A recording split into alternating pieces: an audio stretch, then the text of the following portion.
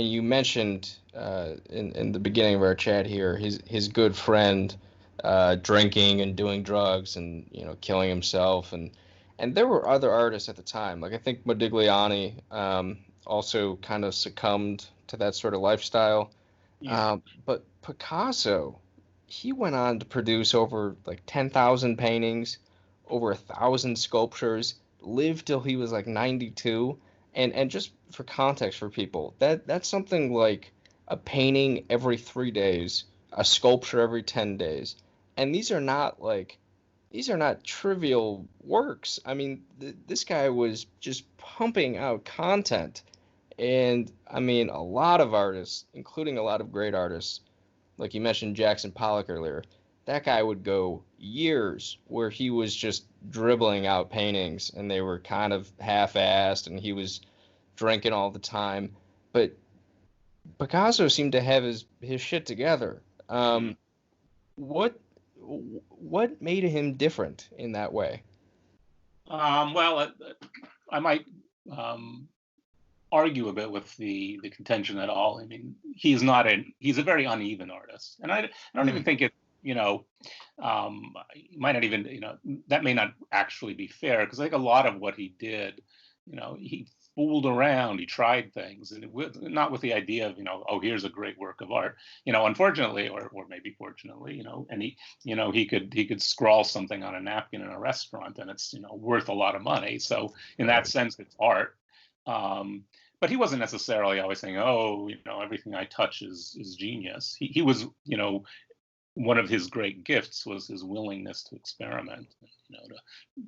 He painted some of the ugliest paintings. I'm thinking of these paintings he did of nudes following Les Demoiselles d'Avignon. There's a one in the Museum of Modern Art, and I don't know what the other ones are. There are a few of these, and painted in 1908, 1909, and they are the world's ugliest, least successful paintings. And but I don't think he was saying, yes, these are works worthy to be hung on the museum wall. He was trying something out, didn't work, went on to something else, and eventually, found something that did. So there's that. Um, the other thing about him is, Picasso was pretty mercenary. I mean, he used people. He was not, he destroyed other people. He didn't destroy himself. He lived off his parents, even when he was calling them bourgeois and had contempt for them. He would live off, he would mooch off everybody when he needed.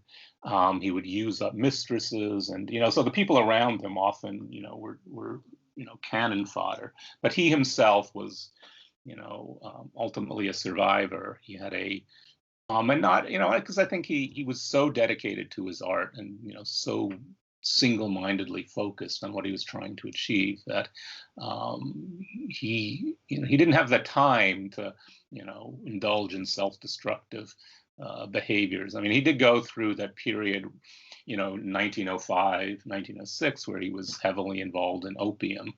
He and Fernand, and a lot of the sort of the mood of the Rose period comes out of that sort of drug-induced sort of, you know, not Wow. that I've ever tried opium myself, but I get gas Yeah, that sort of yeah, yeah. No. a Wait, he was sense of doing opium? That's peaceful.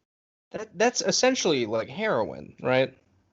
Yeah, I guess it's a milder form of, but sort of, it's good for evoking dream states and the kind of dreaminess of those paintings, the hallucinatory dreaminess of those paintings that certainly owes something to his drug use at the time.